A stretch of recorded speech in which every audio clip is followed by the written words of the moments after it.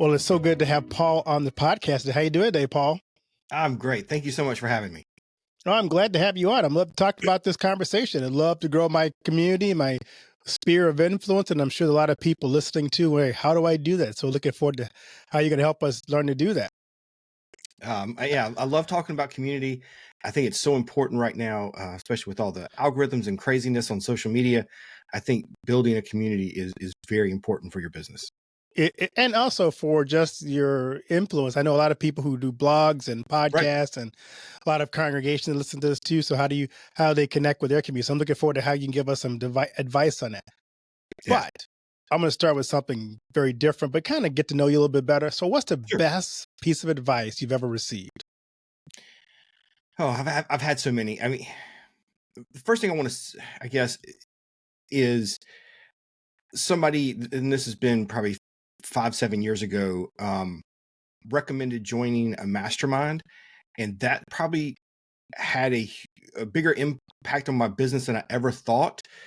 And so, I want to tell people, especially solo entrepreneurs and people you're working at your house, maybe a remote job, you're not alone. And if you can find your group, the people that will hold you accountable, the people to bounce ideas off, having supportive family is great, but having other entrepreneurs that you can talk to has been so crucial for my business, especially the last 5, 6 years. So, I've gotten those emails. So, tell us a little bit about what that is, because I've seen it and I've kind of gone, and you just delete it because it's like somebody's Well, trying to sell me something.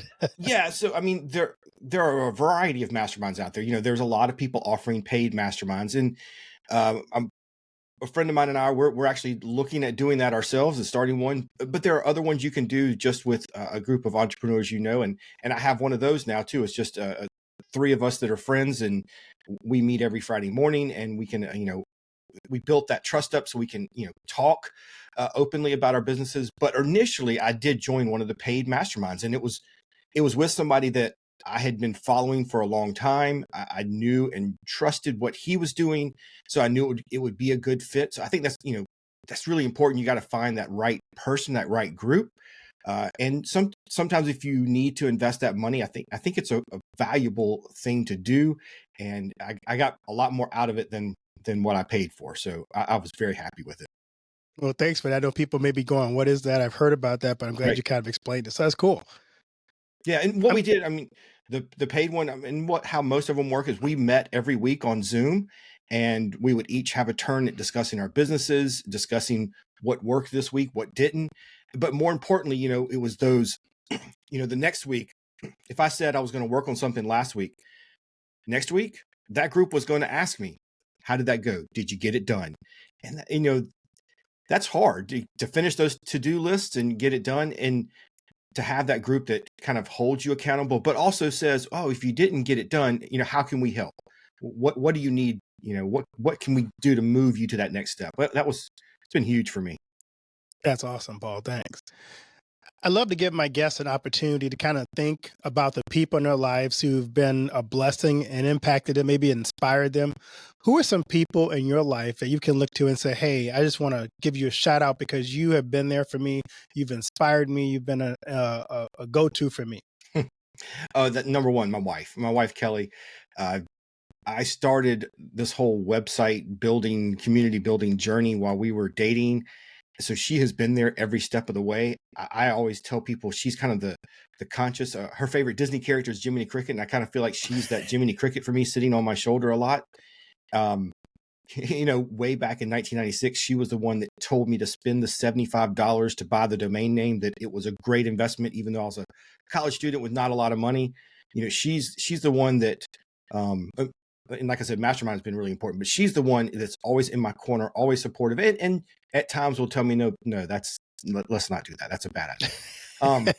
Yeah. So it is huge to have somebody like her right there with me the whole time. That's awesome. Great way to send a shout out to your wife there. Yeah. I'm curious, Paul. Everybody has a unique journey. So tell us your journey and tell me the lessons you learned on that path. So I I like to tell people I'm an accidental entrepreneur. I did not start this out like building. How can I build a big business, right? And My journey was, I was in graduate school and I wanted to teach myself web pages. I always loved tinkering with computers. And so when the whole web came out, I was like, this would be kind of fun to do. So I built pages about things that I knew about. You can see there, I've got a Mandalorian helmet here, and there's some other Star Wars stuff back there. So I built a page about Star Wars toy collecting. And I poured a lot of energy and love into that. Nobody cared. But at the same time, I was just learning about powwows, and I had a group of friends that were, taking me to powwows and teaching me how to make my first outfits and all that kind of thing. And those, same thing, I was like, oh, I can build some pages about this, and I had some, I was taking pictures and those kind of things. I was like, oh, these are great pictures. Let me put some of these up and I can tell people what I've learned. Never expected anybody to read those.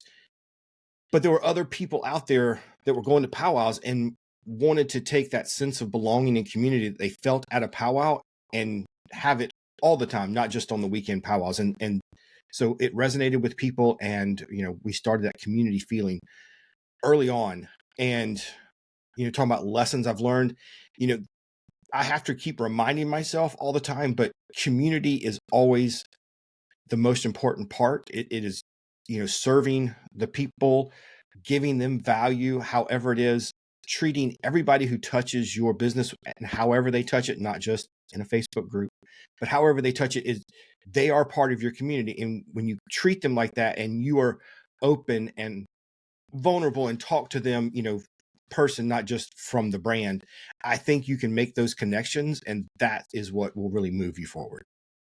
I love it. So let's talk about why you started powwow, and give us some background into the name. Why powwow? So powwows are Native American celebrations. They happen every weekend across the United States and Canada. Our calendar, and we know we don't have all of them, but we list as many as we can. We list probably 1,100 a year. So powwows are happening all over the place, and it's just a way of celebrating. And so it's a festival. There's dancing, singing, there's arts and crafts and food, and so that was why I named it powwows.com, because that's where we started. We've kind of grown a little bit just outside of not just powwows, but we talk all parts of Native American culture now, and we really want to help everybody, whether you're Native American or not, or maybe you have a distant relative or whatever it is. If you want to know more, we want to be that place for you to come, learn, explore, experience Native American culture, and we want to be that kind of bridge to help you get there. You talked about the importance of community. And before we got on, we just kind of briefly talked about how, especially with the way our life and our culture is becoming now, how critical community is. So just tell us a little bit about, what do you hope to build with community? So, I was at a conference this weekend, and we talked a lot about community in all the sessions. Community to me is just a group of people that feel a connection, feel some kind of belonging because they share ideals and beliefs. So community, you can touch people in your community through a lot of ways. One of the main things I like to teach people and I focus on is email. Building an email list and using that as part of your community can be incredible, right? So community to me is it's making those connections, making everybody feel like they are part of something bigger, and then providing them value for that, right? And so what we try to do at powwows.com is, one, answer the questions that people are wanting, deliver them something that they may enjoy or they want to learn more about, and then hearing from them and trying to continue to serve those needs. And I think my kind of goal behind that is, if we can do that, if we can educate more people about Native culture, then we can help Native people rise up and elevate, whether it's supporting businesses or bringing more people to powwows or whatever it is. The more people we can expose to the culture and help them understand and learn about it, then we can elevate everybody. That. So I'm a podcaster, and I have a couple of social media platforms. Right. The question I have, I'm sure a lot of people have who have those resources and even the content, is, how do you build an online community? I think the first thing is what I was saying. You treat everybody who touches your whole business ecosystem as part of your community, whether that is on a podcast, talking to them one-on-one. you hear so many people now, they start their podcasts. It's, hey, everybody, thanks for listening. Talk directly, hey, friend, how are you? It's so great for you to be here again. When you can make those one-on-one connections, people feel a part of it, right? Same thing in email. I open every email with something personal and talk directly to people. It's having those conversations. And more importantly, especially when you're first starting out, when you get those replies and when you get that feedback, you got to answer them. You got to open those conversations and really engage with them. It doesn't matter if you're a podcaster and you're getting 2 downloads a month. That's 2 people that are sitting in their living room listening to you. And if you had 2 people sitting in your living room, you'd be excited and want to talk to them, right? So that's how you should be engaging with them in your podcast. And when they answer you, when they give you feedback or review, you got, make that connection, talk to them. Love that. So I've seen a lot of, I've gone to different places. Says here's ways to kind of get more and more followers. Do giveaways. So Yes. tell us how giveaways can help grow your business. I love using giveaways. Now, there are a lot of people that are against giveaways and kind of don't like them. So let me tell you a few ways we do it at powwows.com. First, we offer prizes that our community is going to like. And we partner, in fact, I think I have one right here. We partner with a couple of companies, one being 8th Generation, and we give away Native American made. You can see there's the picture of the artist right there that designed it. We give away Native American made blankets. Now, other people outside of our community may like that, but they're probably not going to go through a lot of effort to join our things because this is very specific to our community. So I do that. Then I use several different softwares that will, in the process of the giveaway, of course they give me their email address. That's the first step. But then you can add tasks of other things they can do. So I do that. One, of course, you get people more visits to the website or whatever. But I also try to make sure that I'm highlighting in there some content that I want them to go and see and focus on, right? So whether it's, if you're trying to build your YouTube, or if you have a couple of really cornerstone pieces of content that you've created lately, send people to that. If there's, like, one of the ones we always put in our giveaways that we want people to visit is, we have a page on all the powwows, powwows divided by states and provinces in Canada. So we always put that one there because that's one of the number one questions we get is, how do I find a powwow in my state? So I send people to that page as part of the giveaway. So doing those kind of things can be huge. And experiment, try different things. Was it 2 months ago, I tried a different type of giveaway I'd never done before, where, the little spin the wheel thing and you instantly win a prize. I didn't think it was going to work. I didn't think my users would like it, but they went nuts over it, right? People sat there all day and tried to win those prizes because you could keep spinning, right? So that was really fun. So experiment, do different things, see what resonates with your community, and then just use it. I've been doing giveaways for a couple of years now, and we do one. There's one going on every month. Some of them are 2 or 3 months long. Some of them are just a month long, but we always have a giveaway going. Well, that's cool. So if I join powwows.com, is there some guidance there to teach me how to do these great things you just talked about? Because I hear this, I'm going, I want to do this, but yeah, don't feel like I'm quite ready yet to jump in and do that. So there's some guidelines you got for us? So if you'll head over to paulgowder.com, I do have a course on giveaways. I'd love to talk to you more about that. So I do have that, as well as some other ways you can, I'll help you build your email list or really level it up. So yeah, we have some of that there. That's the best way to really get your giveaway going. I'm working on some videos and blog posts too about some tips and tricks to it. So look for that coming soon. That's great. Because I think so many people do have good content. And I go on a lot of podcast platforms that's like, I just started my podcast and I got 3 followers. Should I just quit? Right. They've been going at it for 6 months and they thought, I put all this time and effort into it and no one's listening. So if you're stuck like that, what advice do you have to get people's followings to grow? So one of the things that here's something we talk about in the giveaways and in some of the other things I do is in your, it's very difficult whether you're on a Facebook group, a Facebook page, or in a podcast, is to get people off of those platforms into your ecosystem, right? And you want them on your email subscribe list. So for podcasters, I highly recommend putting something in your podcast that will encourage people to go back to your website and give you their email address, because then you can really engage with them, right? If they're not subscribed, or if they miss an episode, you can still have that conversation with them. So a couple of things you can do is, of course, offer giveaways. That's one thing. Two, I know a friend of mine who does a trivia question in every podcast. And, if you want to be a part of the trivia game, you have to go to his website and put in the answer. So do those kind of things. Try to get people back into your ecosystem. As far as growing, again, I think it's really focusing on those one-on-one relationships, being authentic to who you are.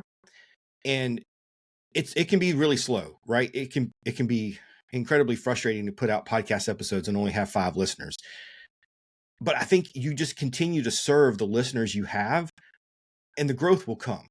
You may not be Mr. Beast tomorrow, right? You may not have 100 million YouTube subscribers. But again, remember, if you had 5 people sitting in your house listening to you talk, you would be so excited. So serve the audience you have and continue to offer your authentic self, and it will grow. It just might take, you may take a long time, but you just continue to do that, engage with them, provide value, and there's of course there's techniques for growing. You want to repurpose your content on all the platforms and create short form videos, and use the TikTok and all those kind of things, and put your content in as many places as you can, but just keep delivering value. I love that. So I spend a lot of time making these beautiful emails that I think are just phenomenal, but nobody opens them. So how do you get people to actually read your emails? So I think it's been about 4 years since I completely redid my email strategy.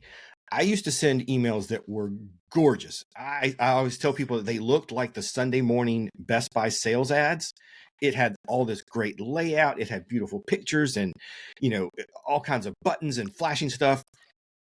And yeah, there was no engagement. Nobody read those, right? They looked great. And even if you open them, nobody clicked on it, right? So it was about 4 years ago. I signed up with a coach that did email, and we went through and totally revamped my email system. They are now text-based, maybe with 1 or 2 pictures in them or images, and simple call to actions. And I talk directly to people. I start conversations. I ask questions in my email. And when people, when I get a response, I answer them, right?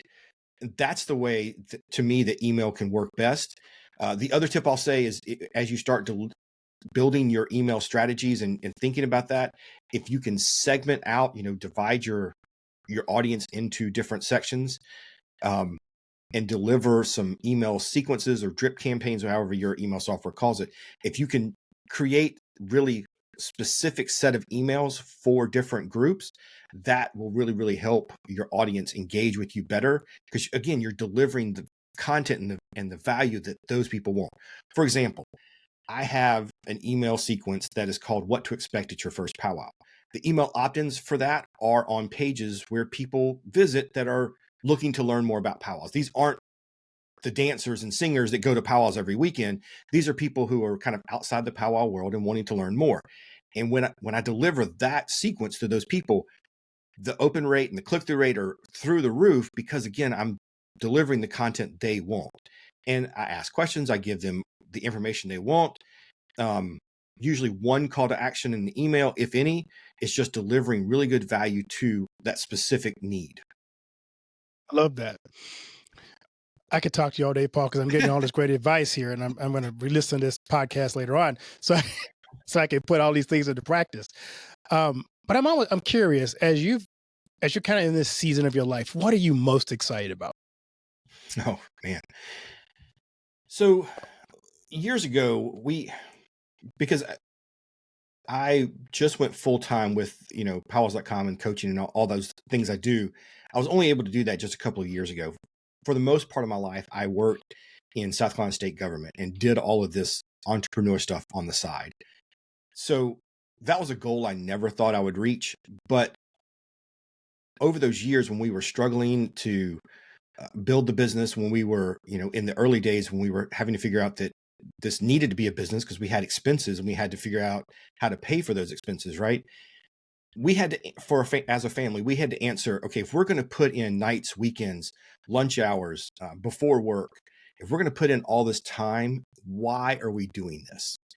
And for us, it was to create the lifestyle that we wanted. For us, that means travel. We, we do all this, and I've worked all these many side hustles, people call them, and continue to work many side hustles besides just, powwows.com. We have, multiple jobs still going on. And the reason we do that is because we want, as a family, to travel together. So that's still the things that get me excited. My daughter, she's in college now, but we plan fewer trips, but bigger trips. We try to plan, like this past summer, we did a 23-day trip together as a family. And so we're not able to go on those weekend trips as much because she's in college, but we still plan, and make sure that we do that together. So those are the things that still get me excited, right? We're big Disney people, and we go to Disney often. And so we're really excited too. My daughter starts her job at Disney World in January. So super excited about that, and to see her be able to, now take our family beliefs of travel and experience and making memories and create magic for other people. Can't wait to see that, right? Can't wait to see what that's going to be. This weekend, like I said, I was at a conference, and things that get me excited, being at a conference, I got to speak and share some of the stuff I do, and seeing light bulbs go off, seeing their eyes light up when they finally made a connection that could help their business, and talking to people in the halls and having those conversations. Those are the kind of things that get me really excited now. So that's what I'm going to start focusing on and doing more of. If I read your bio right, it's like 47 trips or so to Disney. It's probably more now, but that's what I saw Yeah. somewhere. Yeah, it's a lot. We only live a few hours. It's like 7 hours to get to Disney for us, so we're able to drive. So and my wife's a travel agent, so we get specials sometimes Oh, okay. for different trips. So, but like when my daughter was in elementary school and middle school, if there was a President's Day weekend or Labor Day weekend, we got in the car and we were gone, right? And we just head down. So that's how we had so many trips. But yeah, that was my daughter's goal was to hit 40 by the time she graduated high school, and we did it. Wow. So I got to ask this question. What is your favorite Disney movie? Okay, well, I cheat. I cheat, and I'll always say Star Wars: A New Hope. I mean, but that is cheating. If you want to go classical Disney movie, it really depends on the day and what I've watched lately. Robin Hood is one of my favorite movies. Love that. Good classic animation. But I like some of the newer stuff too. Like I love Tangled. The music in that I think is fabulous. Encanto. I'm wearing an Encanto shirt today. I'm wearing my we don't talk about Bruno shirt. Yeah, I mean, so it all depends on the day. And of course, I'm a big Marvel fan too. So yeah, when we one of the things we love to do when we're on a Disney ship, because you can watch Disney movies in your stateroom. When we're in the stateroom, it's Marvel. We just turn on Infinity War or Endgame or any of those and just let it play while we're in the room doing stuff. So Love it. It depends on the music too. I mean, I love the music from Tarzan. yes. So Yeah, good songs there. there's Yes. some great music, and Pocahontas is underrated music too. And now I've actually been able to meet Irene Bedard, who did the voice of Pocahontas. Incredible performer. Yeah, that's so cool. So Paul, I'm curious. Love to ask my guests this question. As you think about all you've accomplished, when this is all said and done, what do you want your legacy to be? Mm. I hope that whenever I step away, and that what I leave behind is that I helped people make a connection to the culture. I hope that there are people out there that, because of what we do on powwows.com, their life is better, whether that's a vendor making more sales or powwow that gets more visitors, sells more tickets. I hope that we have leveled up, increased somebody's life in some way. I love that. Is there anything I haven't asked you that we should cover? Gosh, I don't know. We talked a lot, right? Well, I will say this. So for people out there listening that, like you, same thing as what are powwows? If you want to learn more about it, please come over to the website. Powwows.com/powwows near me will get you to our calendar. Powwows are open to the public. They want you to come and watch it. That is how you can support your local tribes, your local native organizations. Go to a powwow. There are, like I said, there are some happening every weekend. They're in all 50 states, almost all Canadian provinces. So there's one near you somewhere. Go find one and go out there and experience native culture in person. It's incredible. It's so funny you mentioned that because my son and I are doing history together, and we Mm, just studied the history of the Mishwaki tribe okay. because we're in Iowa, Right, and right, it's right. one of the few tribes that actually owns the property that they're on, and so they're a very proud group, and they have a college a high school they develop, and Mhm. they have this their own culture, and they do, like you said, talk about it. They invite you in. They just welcomed our rag bride cycle riders to through their town. So it's just really, you're right. It's a neat experience to be able to kind of come in and experience what that rich culture has to offer. Right. So yeah. Yeah, and it is a complete cultural immersion from because you're going to be surrounded by the food, the all the arts and the jewelry and beadwork, and then also the singing and dancing. You're going to have the sounds of the bells and the drums and all of that. It is it can be overwhelming. So I highly recommend my What to Expect as your first powwow sequence. Right. But yeah, but go out there. They are open to the public. They want you to come, and it is an amazing thing when you go to your first powwow. That's great, Paul. So how can my listeners find you, connect with you on social media? Yeah, please. I'd love to talk with you and help you level up your business. PaulGowder.com is my website. And of course, powwows.com is where you can learn all about native culture. Well, Paul, thanks so much for this conversation. Blessings on what you do, and continue to dive into your Disney and get to, get to that number you're looking for next. Thank you so much. I appreciate the time.